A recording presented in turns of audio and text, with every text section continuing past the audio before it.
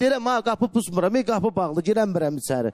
Pis sənin qızına. Bağladı, girdi içəri. Elə bir arvad idi. Yəni, sözümün canı nədir? Qapını bellədim, açılmadı.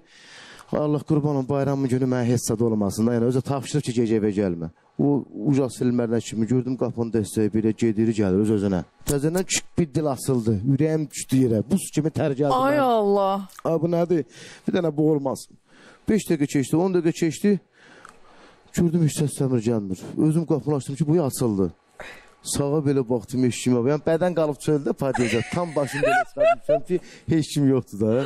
Bizdə girəndə belə koridora solda zal idi, sağda atamın otağıdır. Düz getsən mətbəxdə, sağda qardaşıma mənim otağım.